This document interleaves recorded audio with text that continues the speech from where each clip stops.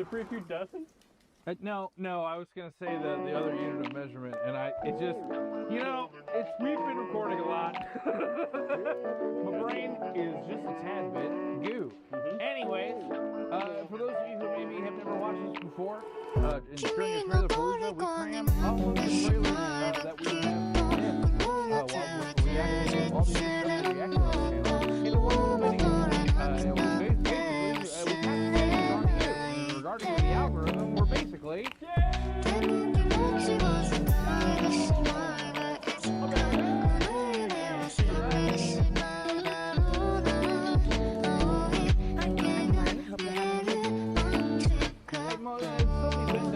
people showing up here.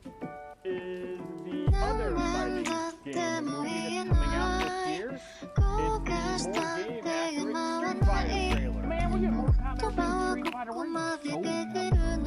You know what I'm saying? Yeah, that's not really fun. That's a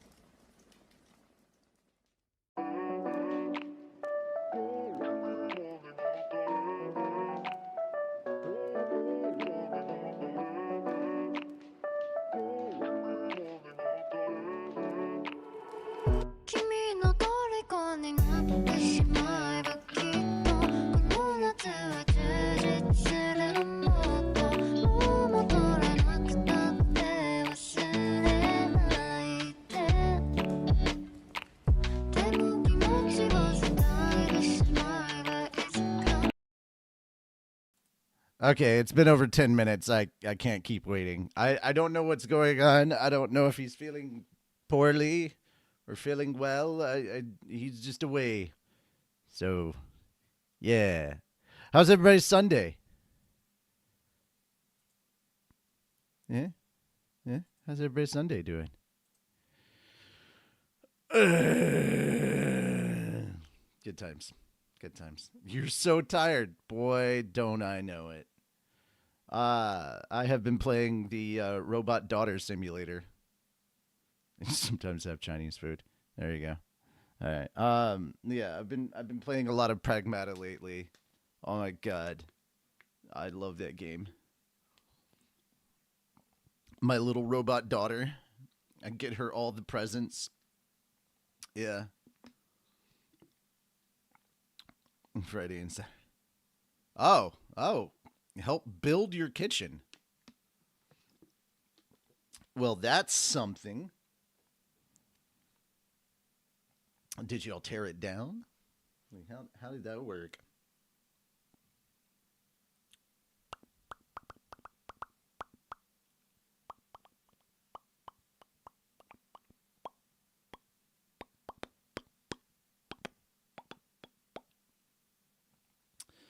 Alrighty. Put up an insulation and put up a wall. Oh, I see. Well, darn. Darn. Oh, you know what I didn't do? I didn't set up there. All that was there was an exterior wall. Oh boy, oh boy. Oh boy, here I go killing again. All right. Well, it's called Ketchup Entertainment. That's very funny. I just can't stop, man. Your TV broke, so your PS5 into the older TV. Wow. That's rough, buddy. I don't know what to say to that. I'm just like, that's rough, buddy. That's where I'm at with that. Dude, a lot of things happened over the last like 30 to 40 minutes. So I was scrambling to get everything ready. I got everything ready in time. So there's that, but like I'm all by my lonesome right now. I hope he's doing okay. 720p. Hey, at least you're in HD territory. Don't cry about being on the low end of HD. At least you're in HD. You could be in SD, which is way worse.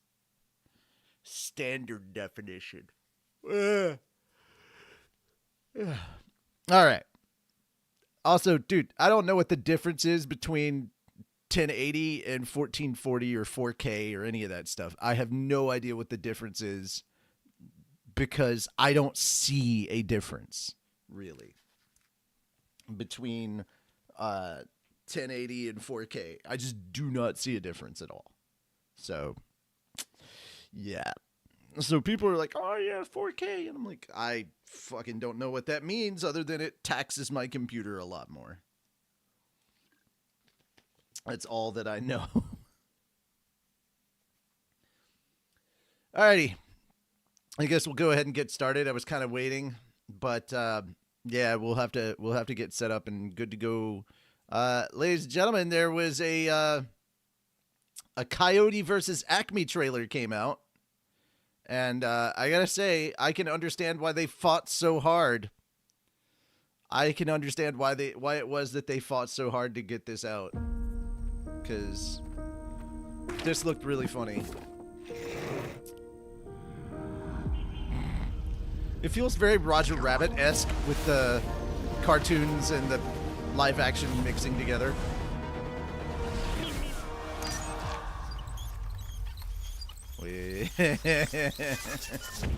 And don't blame the products. They're Acme products. They're amazing. Have you been horribly injured? Oh, that was the worst fight of my life. Corporation? Oh, hi. Welcome back. Hi. Hi.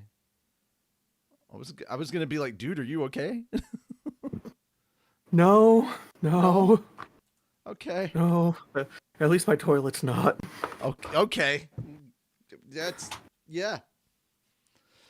All right. Well, we're looking at the. Oh, just in time for Wile E. Coyote. Yeah, we're literally at the start. So yeah, I just started.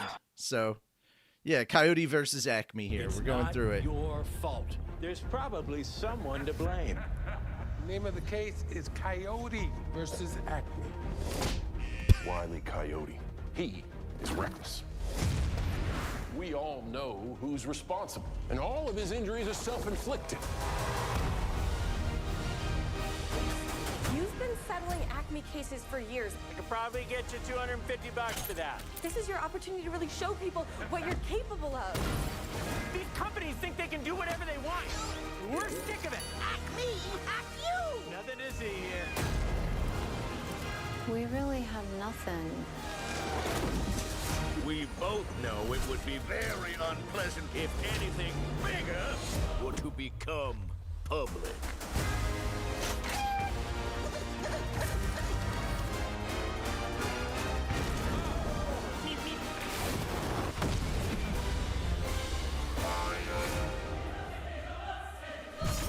So, what is up, Doc? The Acme Corporation is releasing this film for account purposes only. We do not condone any of the storylines depicted. Didn't they try to cancel this movie for the longest time? Yes, they did. Yes, they did. And I'm so glad that they fought Acme. for this. I am so glad that they fought for this. This looks so fun. This has a Roger Rabbit vibe to it, which is not bad at all. I also love the fact that Foghorn Leghorn is like the evil CEO of Acme. It just fits. It's just so good. John Cena's like the evil lawyer, and I'm like, yeah, I'm here for it. Okay, so first of all, Yeah. what lawyer isn't evil aside from Andrew? Defense attorneys typically aren't evil. Some of their clients may be, but typically defense attorneys aren't. Okay, what prosecutor isn't evil? That's fair. That's fair. Yeah. Alrighty. Yeah, I'm really looking forward to this. I'd pay to see this in theaters. This just seems like Oh hell yeah! this seems like the wacky time wasting nonsense that I've been missing. You know. See, and it comes out on my dad's birthday, so I'm gonna try to take him. It's great. All right. He and I used to watch Looney Tunes all the time. Oh yeah. I freaking this speaks to my Looney Tunes loving heart. This absolutely is it. And yeah. I also love the fact that they're keeping Coyote just quiet and he's just raising signs in the courtroom. Acme sucks. I'm like, yeah, dude. All right. Yeah. I would find it funny. 100% a theater movie for me. Yeah. I would find it funny, and it would fit so well with the theme of the movie if Coyote cannot talk because of an Acme accident. He lost his voice in a terrible Acme accident. Yeah, that makes sense. That absolutely makes sense. All right, so we're going to move on from one Warner Brothers project to another. We're going over to DC Studios.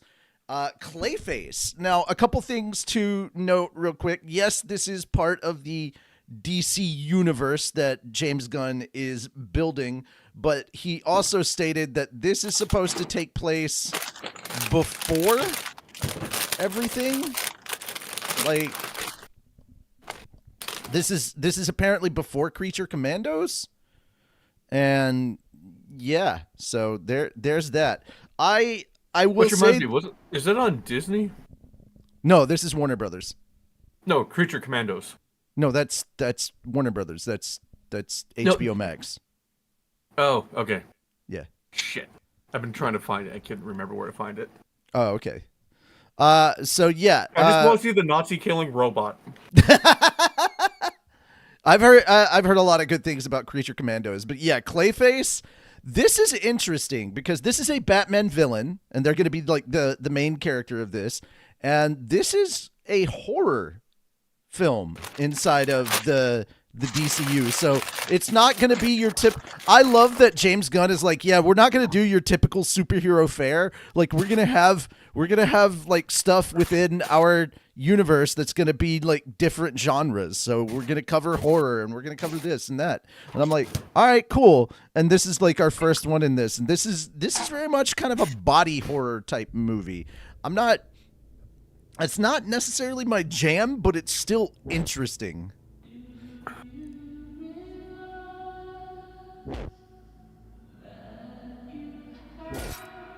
Jesus.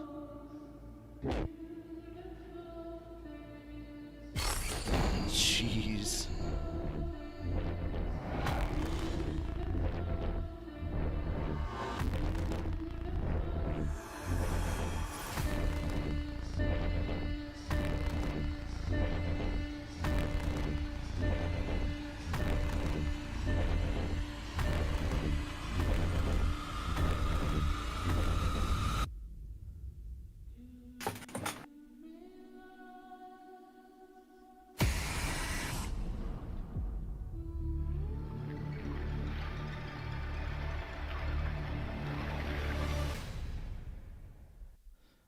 Okay, so first off, the fact that they're releasing it in October, yeah, 100%, totally understand that, on board with that.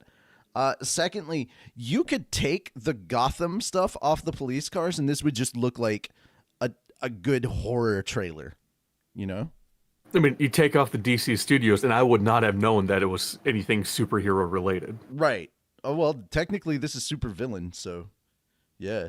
I like that. I like having like a villain perspective, and this is kind of like the origin of Clayface. From my understanding, they are going with like the Clayface origins that were out with the Batman the Animated Series stuff, because that's the other thing I love about Batman the Animated Series. They kind of reinvented a lot of like the origin stories for several of the villains and made those stories canon in the comics. So like Mr. Freeze's origin changed after Batman the Animated Series. They added Harley Quinn to the comics, and Clayface got better treatment in the comics and stuff. So it felt really interesting to see that cartoon kind of shaped comic canon for a lot of the rogues gallery in a way. Yeah, this looks interesting. I'm not a horror person. I'm definitely not a body horror person. But what an interesting take on this character. I'm not going to see it because I'm a scaredy cat. No. But I would not be surprised if this does well. It looked intriguing. Fenris, I'm actually really interested to get your thoughts, because this is so like out of the ordinary for like that superhero genre type stuff, that comic book type stuff. That we've gotten used to. Yeah. I'll probably watch it with my dad because he's the big superhero buff in the family, and well, this is definitely, like you said, more horror and thriller aspect, and that's my jam. Like, you throw me in front of a B-rated horror film fest, and I will be in heaven. I mean, there's some comic book films that people didn't realize were comic book stuff, because it's not your typical superhero fare. But like, you know, Constantine with Keanu Reeves, that's comic book. I still need to watch that. It's very good. Yeah. I'm only going to watch it because of Keanu Reeves. Keanu Reeves is awesome, but also it's like that gritty, like almost kind of noir detective dark kind of feel to it. Sin City, also a comic series. Yeah, I did not know that was a comic series. The Watchmen. Yeah. Didn't like that movie. There are parts of it that I do love. I love Rorschach, especially when he gets in prison and starts just fucking going off on all the convicts. I'm not locked in here with you. You're locked in here with me. And I'm like, yeah, you know what? Calm down there, Batman. I give that right. But yeah, Rorschach was pretty dope. Yeah, that's all I'm this seemed interesting. That's all I want to add to that. now we do have another superhero thing, but this is your Spider-Man Noir, which we already said looked really interesting. And now it's talking a bit more about the villains. So we're getting more of a look at the villains and seeing more of those characters. And already, look, we got Mad Eye Moody right there from the Potter Always knew movies. he was evil. Right. I'm really looking forward to this. So let's check it out. Charge of organized crime for 30 years. Someone burned down his mansion a couple of nights ago. The only thing Silvermane gets off on is power. He's psychopathic, but also a little bit smarter than your average narcissist. This Spider-Man is fresh and of a time of dangerous gangsters in the 30s. Noir style. This all takes place in another dimension, in a different universe. In a while. What do you say we cut the fancy talk? I've got a fight coming. I want you to help me. The Sandman is the ultimate anti-hero. His power of the superhero is also what's killing him. This Tombstone is way more interesting. There was something more nefarious happening. He links the classic comic book character with a very grounded story. There's all these other bad guys with powers, but I think they're trying to solve a problem. Dirk is the problem. It's about getting his moment at all costs. I was never a hero. I only did it for the thrill. There's still time for you to become one. You can see the weight of danger, but you get a sense that this is just the beginning. I also really like that idea of I was never a hero. I only ever did it for the thrill. Like he was just loving beating the crap out of people that he considered to be like bad or evil, and then like, you know, he will kind of become that hero-esque thing. But yeah. No wonder the janitor was such a badass. It's now in my headcanon that the janitor is a descendant of Spider-Noir. Wrench knife. But yeah, this is so Nick Cage. This intrigues me even more. I was already down to watch this on Amazon Prime, but like, yeah, I'm loving like the little things in there and seeing kind of the villain list that's popping up there.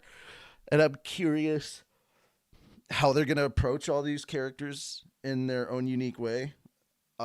Yeah, and obviously I'm watching it in black and white. Like it feels weird to see any of the episode in color in this trailer. It like, just feels I can already see that it wouldn't work, especially in that scene where you hear the finger snap and then the eyes light up. Yes. Like just the black and white makes that so much more intense. Oh yeah. This looks so good. All right. Moving on, we've got the Mortal Kombat Let's Effing Go trailer. I'm thinking this is the last one. I don't know if there's any major differences. I can't remember. So much stuff happened. I still need to watch the last one, but I am actually very excited for this one. All right. I don't think you do need to see the last one, to be fair, but sure. This is HBO stuff, or HBO Max, or Warner Brothers. Last I checked, the first movie came out in the 90s, so it's been a 30-year gap. I want to see what changes. No, there was a Mortal Kombat that came out during the pandemic in 2020 that literally was a complete reboot of all this. No, there wasn't. Yes, there was. You're missing the facetiousness. No, I'm choosing to ignore the facetiousness. The fishiness? Facetiousness. Yeah, the fishiness of it.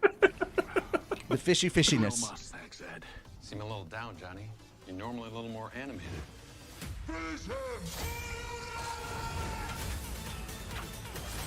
Oh yeah, I remember this now because they're doing the introduction thing.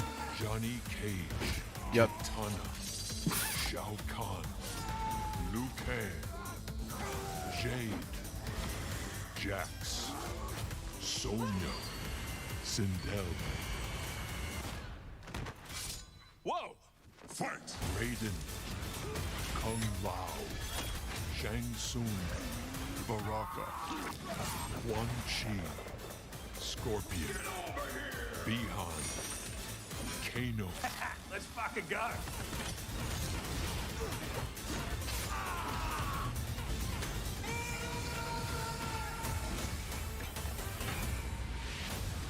Mortal Kombat 2, May 8th.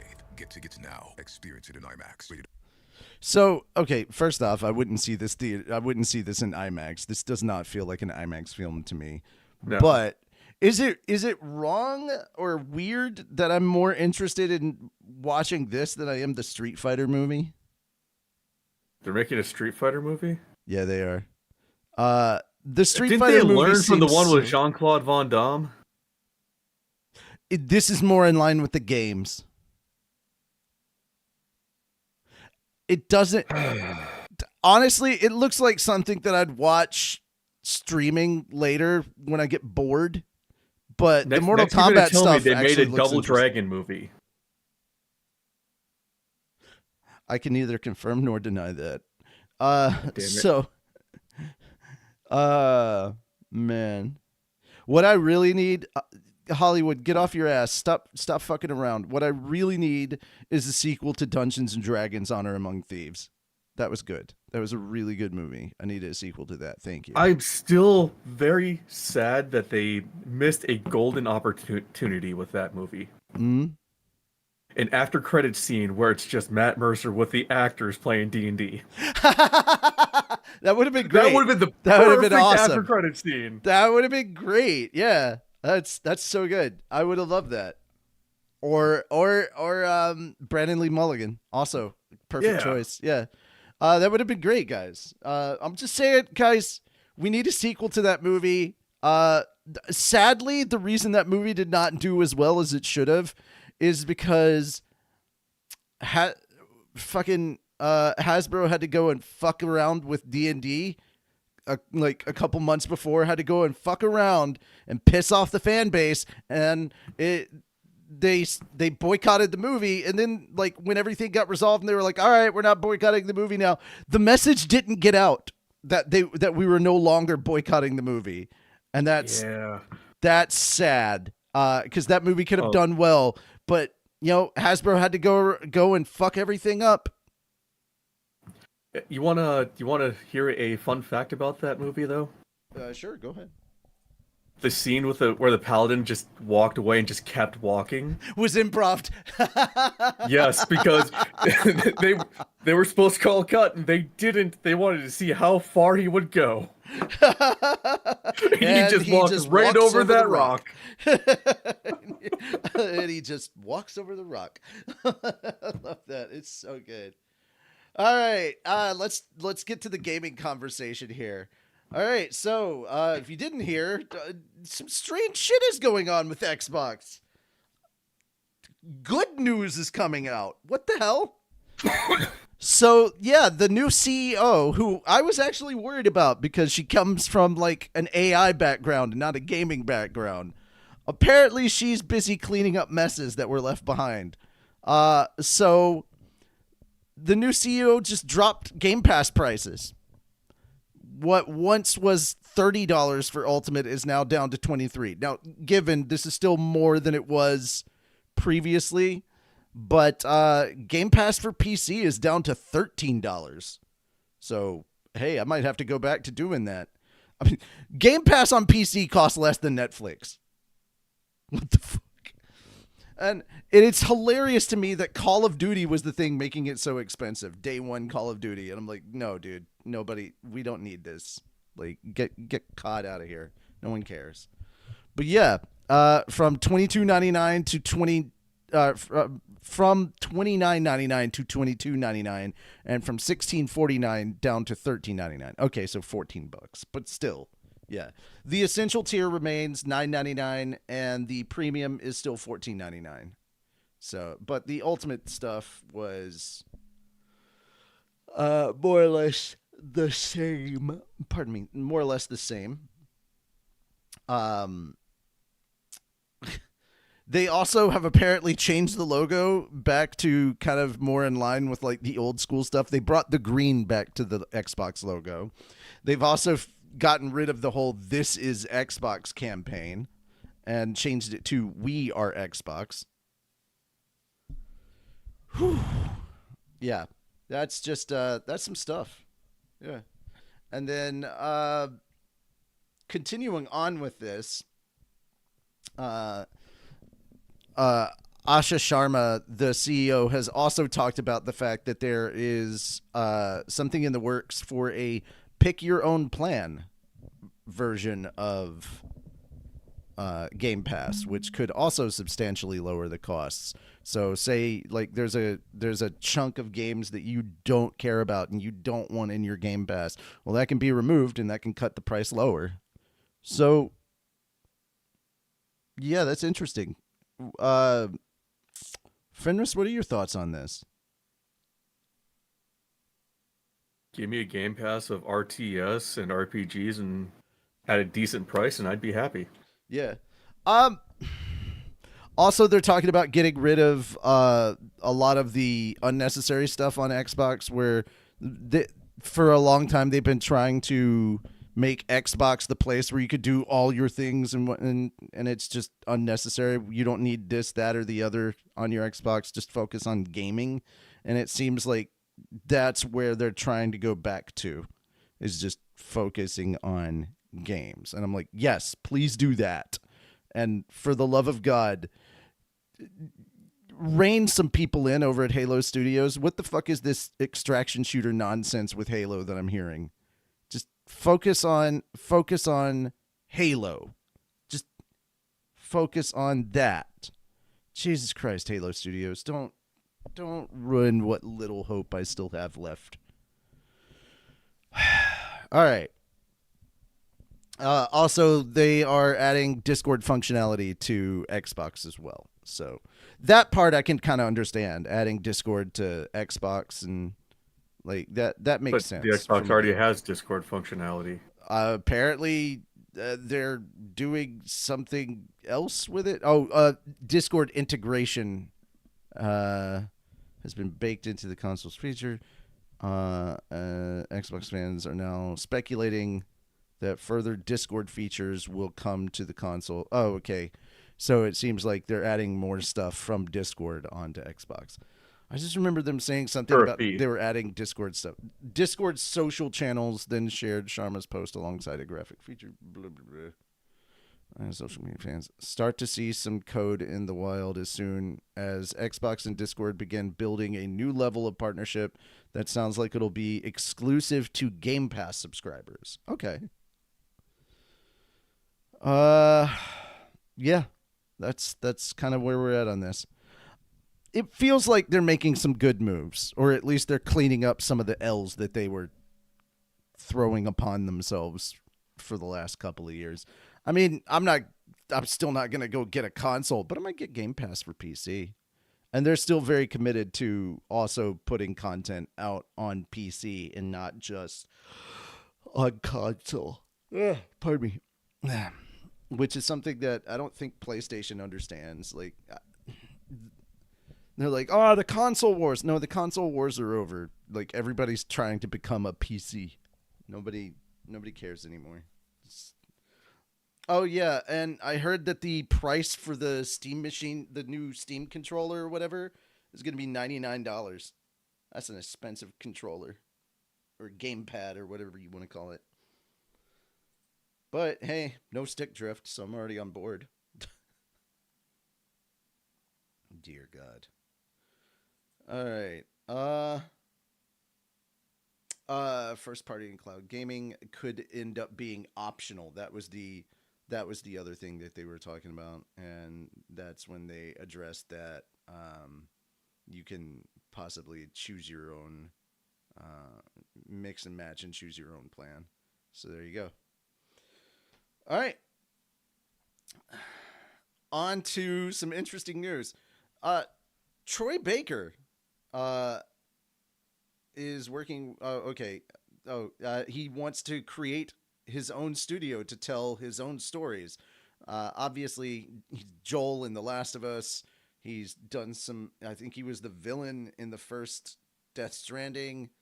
Yeah, Troy's been around in a bunch of different things, but Last of Us and Death Stranding actor Troy Baker says he's looking into building a game studio of his own. Speaking to Kind of Funny Games, Baker is asked about his desire to make games and explains to be able to take those tenets and principles, lessons and losses, and be able to form something new out of that. I want to tell my own stories. I want to proliferate the wisdom and the experience that those other great studios and bad have given me and be able to fold that into new experiences and try my hand at it. He continues, I want to build a team. I am excited about building a studio with people that I've worked with that I trust and going, here's my idea. How can we make it better? And as for when this may come to fruition, Baker notes that the only time frame in mind is not rushed. He explains, I've seen a lot of people who have rushed into opportunities and I want to do it right. That's a good mindset to have. And especially if I'm going to create a studio where other people are going to be responsible for my choices, I have to make the right ones. In an interview with Eurogamer, Baker also notes, I've had an incredible opportunity working with the best in this industry. It's insane. Ken Levine, Hideo Kojima, Neil Druckmann, Todd Howard, Vince Zampella. These people are paragons of the industry. I've worked with these people and I've learned so much from them. Prominent voice actors starting game studios has become a thing in recent years with Assassin's Creed Origins. Abu Bakr Salim founding Surgent Studios, developer of Tales of Kinzara, Zhao, and Dead Take, while Date Everything was designed by Final Fantasy XV lead Ray Chase, with Sassy Chap Games also founded by Persona 5 actors Robbie Damon and Max Middleman. Voice actors as widely cast as Baker will undoubtedly know many people in the industry and new jobs entering the games industry at a time when layoffs are so prominent can only be a good thing. Yeah, that I didn't think about that aspect of it. So, what do you guys think about Troy Baker wanting to start his own studio?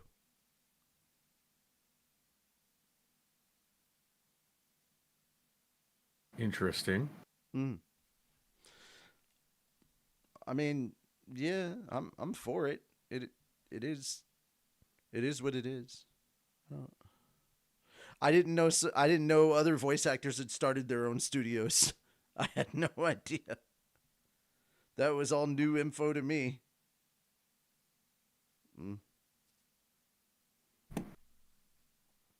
Alrighty.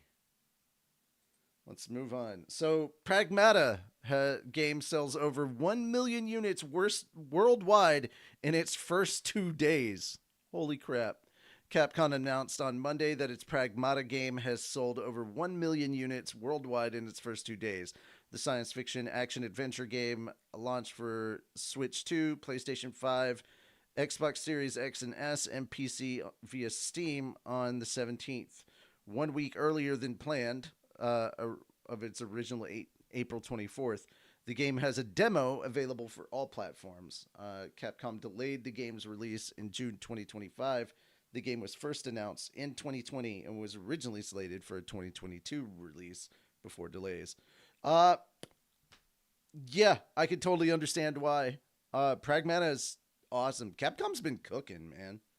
Like, RE9, Pragmata, and they've still got one more to go. What is it? Is Capcom doing Onimusha? Is that them? Yep. That's the next one. That's the next one down the pipe. So we shall see. The game that was initially joked about as Onimusha came about as a joke in a board meeting one day of what if Resident Evil had samurai? And thus Onimusha was born. Yep. So yeah, I, as somebody that is currently playing Pragmata, I totally understand why it sold 2 million or over a million. Pardon me, over 1 million in 2 days. I can easily understand that. It's really crazy how quickly people are just falling in love with our little robot daughter. Diana's awesome. Yeah, especially if you play through the game. But I've especially loved watching people get introduced to her and then seeing specific scenes that I have played through. And yeah, also YouTube spoiled the ending for me before I even got the game. So I'm just like, all right, cool. I know how it ends. Crap. But damn YouTube. I totally get it. And I've been having a lot of fun playing. So there you guys go. I've also been getting angry at like certain aspects of the game. But that's mostly from like the trials and stuff that you have to do where they challenge you to do this thing in a certain amount of time. And oh, it annoys the crap out of me. Anyhow, on to the anime block. So, My Hero Academia is apparently getting a bonus episode after the end. Toho Animation began streaming a trailer on Saturday for My Hero Academia's anime's bonus episode 170 plus 1, titled More. The anime episode will air on May 2nd. Crunchyroll will stream the anime worldwide, except in Asia. The episode is based on the manga's extra 431st chapter following the manga's original finale. The anime's 8th and final season. Okay, it happened last season. Or no, wait, October 4th. It happened in the fall. Okay. Yeah. So, yeah, guys. There's an extra episode coming out. How do you feel about that? If you watch My Hero Academia, that is, like, I don't know if you subscribe to My Hero or not. It is what it is. Anybody got thoughts on this? Okay. I hope they finally show Deku's dad. They have. It's All Might. All right. On to our next story. You want to take this one? Let me get it pulled up. I think it's pronounced Gachiakuta. I don't know. Yeah, Gachiakuta manga creator Kei Urana posted on social media an English statement made via a translation app from her original Japanese statement regarding manga piracy on Tuesday. I'm going to just skip through everything and just read the post. Yep. I've spent the last few days researching the circumstances in different countries. Why are you... Okay, there we go. Thank you, computer, for finally loading everything. I spent the last few days researching the circumstances in different countries, including financial situations. I understand that for many people, pirate sites are the only way they can read manga. I also understand that prices can be higher overseas. I've even seen people saying, "Don't bring this issue up." But if we do not speak up now, the value of Japanese manga and creative works, built through the sacrifices and relentless efforts of those who came before us, will be wasted. I've also seen people say reading for free doesn't hurt sales. That is not true. Free lowers the value of things. Once people grow used to getting something for free, they stop looking toward legitimate versions. I also understand that people who truly love a work will support it properly. We pour ourselves into creating so readers can enjoy our work. Compensation matters, of course, but more than anything, I do not want to see its value diminished. To help people who cannot afford to buy it or who do not have access to it enjoy these works, Ando and I have been discussing this for a very long time and exploring many ideas. I cannot share details yet, but we are working on it. Publishers are making efforts as well.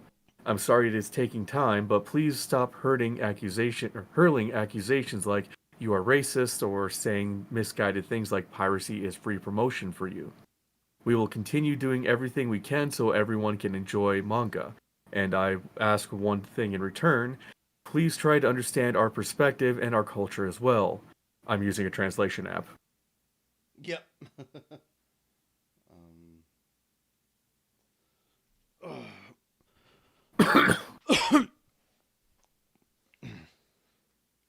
So, that is a pretty decent summary of yeah, of piracy in general. Apparently, so someone asked, a fan asked if a Discord server is an official way to read the manga, even though it's free. Urana simply replied, "That is illegal." Yeah, guys. Yeah, reactions to the reply were mixed. Several fans cited the unavailability of platforms like K-Manga in their region, therefore pushing readers to pirate sites. Other fans were less kind. One posted, "You write a manga about social inequality but can't recognize it in real life? How ironic." Wow! With another posting the "angry man proven wrong" meme. An even less favorable comment read, "Your manga is the only one that, even though it's officially available in my country, I insist on reading as a pirated copy. Because imagine writing a story that deals with social inequality and not having the slightest idea of how that operates in the real world." Damn. Okay. Jesus. Yeah. Some of those People are on the fucking internet. venomous. Yeah. Jesus. More supportive replies asked where fans could read Gachi Yakuta legally or noted they buy physical copies of the manga volumes. Following the reply post, Urana posted GIF images of the troll face, Billy the puppet from the Saw film franchise, and the annoying orange. In her post with the annoying orange image, Urana asked her followers, "Hey, since yesterday, all I've done is post a GIF and nothing else. What are you so afraid of? Got something to feel guilty about?" As if asking who else might be pirating her work. Yeah, dude. Here's the thing. In certain instances, I can see it from the piracy side if it's not available. But like people who are like, "Oh, well, because it's talking about social inequality and all this, I'm just gonna pirate." Fuck you. These are the same people that demand payment for their labor and their time, but when the same thing is asked of for their entertainment, they're like, "Nah, fuck that." I was like, "All right, then just don't read it. Don't fucking read it then." I'm not gonna sit here and give anybody the benefit of the doubt on some of those posts. Like, you're just being a cunt. Plain and simple. You're just being a jerk. There's no talking to people like that anyway. They believe they're entitled to that stuff, and that's not how that works. All right, let's get on to something a little more happy. Seven Seas is licensing a bunch of new content. So we've got Magic Maker, how to create magic in another world. In another world with my cat, a software engineer uses code to master magic and build a territory. I became a necromancer after beating up my angel guide and accidentally triggered the apocalypse. I like the sound of that one. Kidnapped by elves, I went from potion factory alchemist to accidental hero. The apothecary is going to make this ragged elf happy.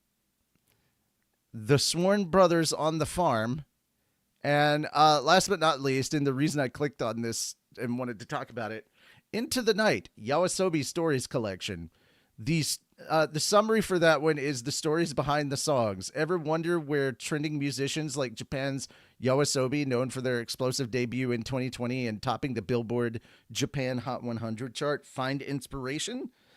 This collection of short stories features the works that directly inspired Yawasobi's hit debut single Into the Night, as well as their other top songs, including Tracing a Dream, Probably, Encore, and Halcyon. Experience the gripping prose and develop a whole new love for the original music that was born from them. The story collection also includes stunning illustrations created by the music video artist, originally only available in Japan's special edition and limited edition release. So there we go. As for the one that made you laugh, I'll do a quick synopsis for that too. Lynn thought she was merely playing the brand new VR MMO Meltus Online, but when she goes off script and punches her angelic guide, she stumbles upon a hidden event. Suddenly, she's a necromancer, befriending monsters and getting stronger than ever. Every chaotic choice leads her to new party members, and eventually she and her group become the world's ultimate threat. From one disaster-level mistake to the next, Lynn is kicking off a new life and an apocalypse. I'm so going to read that one.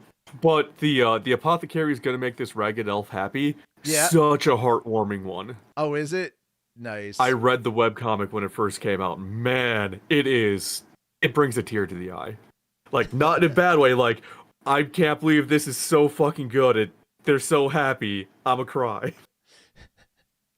That's good stuff. All right, onward. I thought this would be something that this is something I found interesting. I thought you'd like it too. I just wanted to cover it. Katakawa's game magazine subsidiary partly pays for employees' games. So Katakawa's subsidiary, Katakawa Game Linkage, announced on April 1st, it is implementing a game payment support system for its employees. Full-time employees, contract employees, and those under continuing contracts and outsourced employees who purchase games will receive partial compensation for the purchases. The yearly compensation allowance is 16,000 yen, or roughly $100 when purchased from companies' direct sales sites, such as Katakawa's own e-commerce site, Ebden. Katakawa Game Linkage enacted the game payment support system following employees expressing a desire to learn more about games and to better utilize games.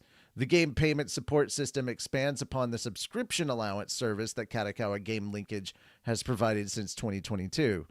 The service offers employees a monthly 3,000 yen, or about $19 allowance for gaming, video, music, and other entertainment subscription services. That's not a lot, but okay. Katakawa Game Linkage. Hey, $19 is $19, dude. Dude, $20 is $20, my guy. Yeah, yeah. I mean that's your Game Pass Ultimate subscription for the month. Yeah, it is. It is. If they cover my Game Pass subscription, yeah, that would make sense. Like, I don't have to pay for Game Pass anymore. I'm getting comped. I think that's really cool. Yeah. I need to see if they have any openings. Good on you, Katakawa. Yeah, right. Take advantage while you can. All right. Last but not least, I definitely picked this because of you. So we got more announcements of the cast for the live-action Gundam. I was really surprised to see Jason Isaacs in there. I'm not. Lucius Malfoy. I'm not surprised. Dude played a fantastic villain. Yeah. Netflix announced more cast members for the latest incarnation of Sunrise and Legendary Pictures live-action Gundam-filled project on Monday. The company also confirmed that production has begun in Queensland, Australia, and provided a short description of the film's original story. Oh, this is an original story. Okay. Most Gundam series are. Well, some of them take place in the same universe. Others have their own alternate universe. No, what I'm saying is they're not trying to adapt something that already exists in anime form or manga form. Apparently, that is the smart choice. Yes, if they go with an original inside a series that is well known for having multiple branching universes, nobody can complain because, goddamn, it's an original take on it. So we're getting Jackson White from Tell Me Lies, Nanso Anozi from Sweet Tooth, Javon Wana Walton from Under the Bridge. Oh, God, I'm going to butcher this name so bad. Alexander Rudinsky from The Agent, Ida Brooke from Dune Part 3, and Jason Isaacs. They say, from White Lotus, you mean Harry Potter, have joined the cast. Netflix describes the story. The following live-action adventure movie, the forthcoming live-action adventure movie will bring the defining mech franchise to life with an original. Dude, no, I want to know some basic info about the original story. But okay, as shifting allegiances and a growing threat set them on a collision course for one another, reads an early description of the film. They're pulled into high-stakes race across the stars that could define the fate of humanity with awe-inspiring battles, intimate human emotion, and an epic cinematic scale. This is Gundam like it's been seen before. Yeah, I like that. Like it's been seen before. Yeah, that's where it should be. That is exactly what it should be. Yes. Oh, yeah, Michael Mando, who, of course, comes from Spider-Man Homecoming, Orphan Black, and Better Call Saul. Sydney Sweeney, Noah Cynthia, To All the Boys I've Loved Before, and Street Fighter. Okay. And then, Gemma Tron from Heartbreak High. And Jason Clark, A House of Dynamite, Oppenheimer, Winning Time, The Rise of the Lakers Dynasty. What the frick? Okay. And then it's all just got a backstory. It's been reported that he has left. Oh, it's been reported that he left? That Jason Clark has left, yes. Oh, okay, gotcha. And then we covered earlier that Shioli Kutsuna from Deadpool, from the Deadpool franchise, 2 and 3, basically, has joined. Yukio. Hi, Yukio. Hi, Wade. Yeah. This just makes me more excited. Like, the more the cast I see, the more I'm like, all right, I'm down. Now just make sure that the Gundams look good, because to be fair, that was one of the things I was really happy with was in Ready Player One, when they pulled out the Gundam and we got to see Gundam in a live action style. It looked good.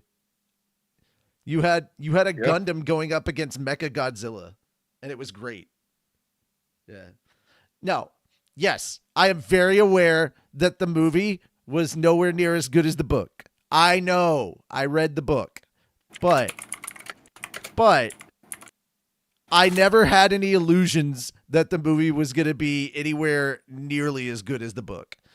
I knew that the movie was just basically there to be eye candy. And you know what? I got the eye candy I wanted, because I got to see Ninja Turtles running around with Spartans from Halo and Chucky and Freddy. Like, I got to see all this crazy stuff all together, and I'm here for it. It was just a celebration of like nerd culture and nerd mecha, and I was here for it. That's all. Yeah. Why am I defending that movie? I don't know. But yeah, guys, that's it. That's the show for today. It wasn't a lot. But yeah, we had a lot of like gaming stuff happening around Xbox that kind of ate up most of the time. As far as like things that happened this week, but yeah, I didn't really have like a lot else that I saw that we would normally be covering in this kind of context. So yeah, thank you guys so much. Any last minute thoughts from you, Fenris, about any of the stories we covered? No. Yeah, you just can't wait to watch somebody punch an angel and then start an apocalypse, huh? Fuck yeah. I guarantee you, within 2 or 3 years, that will get an anime adaptation. I hope so. I really hope so. It's a hell of a title. But that's it for us, guys. Thank you so much. I do have some good news. We got the pickups that we needed for Slime, so hopefully if everything is good, we should hopefully have Slime ready in like a week or 2 for Patreon. So, yay. All right, that being said, guys, take care. We love you guys so much. See you tomorrow as, we're going to be reading. Wow, it's the end of April already. Time just flew on by. We're going to be reading some web comics. So, yeah. Get ready for that. Anyway, thank you. Take care. And bye-bye. Bye.